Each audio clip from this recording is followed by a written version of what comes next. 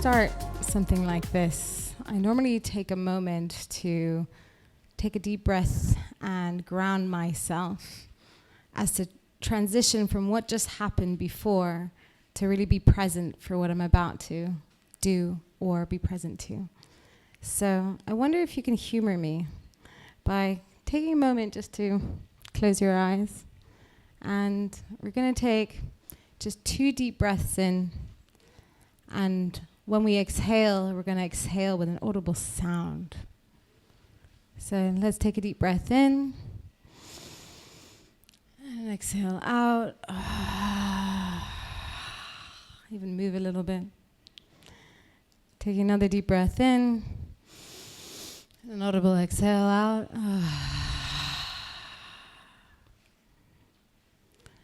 Thank you.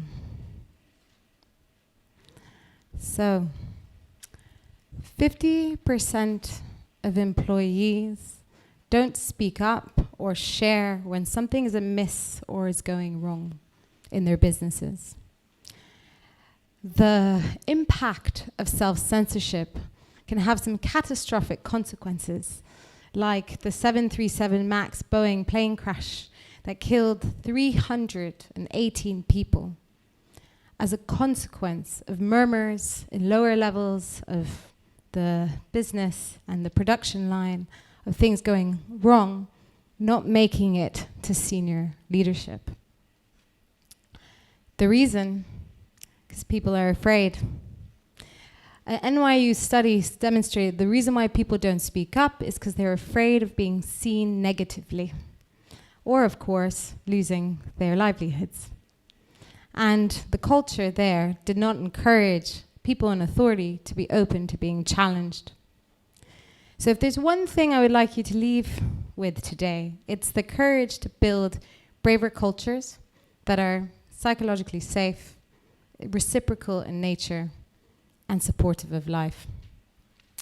So who am I? My name is Nicole Bosky.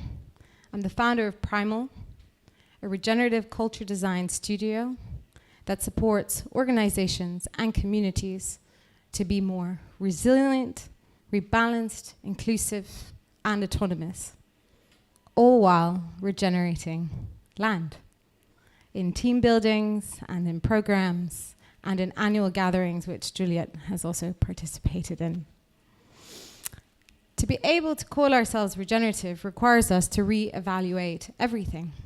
How we do things, how we partner, how we pay people, and asks for us to balance a plan with a sense of emergence, like tending to one's garden and noticing what is growing and flourishing and what is not, and adapting. It also requires us to take a living systems approach and notice that as an organization ourselves and the organizations that you are part of are much more similar to an ecosystem that is interdependent, yes, for that, diverse, and filled with complex human relationships. So let's talk about nature, something that I think we all share a deep care and respect for.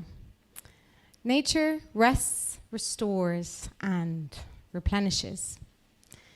A cherry blossom tree, for example, will bloom for the month of March or April, climate change, of course, taken into account here, before it winters again for the next year.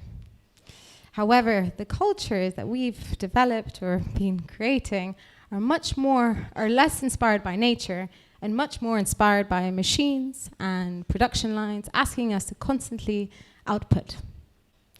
This narrative of growth at all costs, instead of asking us to bloom when we're rested and restored, asks us to bloom 12 months a year with little rest, restoration, or replenishment without bounce of guilt associated with it. And so the top-down pressure to perform, to output, to create, doesn't have the best of effects on our bodies.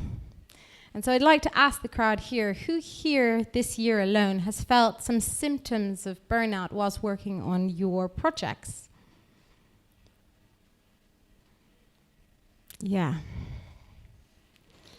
88% of employees confess to being burnt out in this year alone. And that is challenging because when you're burnt out, you're less creative. And whatever level of creativity you have left is often deprioritized if it doesn't meet the bottom line. And if people don't feel seen, and they don't feel heard, and they don't feel that their contribution can actually shape the organization they are part of, they disengage. With only 32% of employees actively engaged in the work they do. I guess you could translate that to high turnover. So here's the paradox. We're a group of people in this room working to support nature, to be in service of life, to protect it, whilst compromising our own nature and our own well-being. Does that make sense? So let's take an example. For the sake of time and obeying Juliet's rules, I've selected one example, which is my favorite, beech trees. So beech trees are extraordinary in that, like, science has demonstrated that they synchronize their resources as to ensure the well-being of the forest. So a beech tree that has an abundance of sugar that is gathered through photosynthesis in its leaves will then redistribute it to its weaker counterparts as to ensure, like a social security network, that everyone is operating optimally. Here I'm going to assume that the weaker tree is able to voice its weakness and its need for support and help. So a beech tree is only as strong as the forest that surrounds it. Now I bet you're thinking, what does this have anything to do with organizations? How can I relate to any of this? Well, I'm going to give you an example. I worked with a company just under a year ago that grew from 4 to 24 people in just under a year. I had overbearing leadership. HR director was overwhelmed. The employees did not feel safe to share their grievances. And as a consequence, they served a letter to the leadership saying if things don't change, they're going to quit. Leadership didn't see this coming somehow. So we got into a big team building about a week and a half long, and we began focusing on relationships. So through empowering people with tools to be able to have the uncomfortable conversations that are maybe feel a bit challenging without the risk of being viewed negatively, the reassurance of compassion, and the understanding that their jobs would not be at risk for challenging ideas from senior leadership, for example, you develop a sense of psychological safety and a deeper sense of belonging. So this is attuning to the weaker trees and the beech trees that we talked about just before. When people are able to share what's actually happening on the grounds surrounding your organization, there's an ability to then have visibility and adapt to the changing circumstances that are real in that moment, not assumptions or decisions made out of an illusion, but something that's grounded in the reality of what your employees are dealing with. And this allows us to be resilient, like beech trees. The third is autonomous, this dream of the autonomous team. When you equip all levels of your business to feel safe, to challenge your ideas, to share new ideas, and to test ideas without bottlenecking it, you inspire bottom-up creativity and a deeper sense of ownership. And if people feel a sense of ownership, you bet they'll be engaged with what they do. So I'm going to leave you with something that you can practice. Hopefully, it's just a nugget of all the things that we do.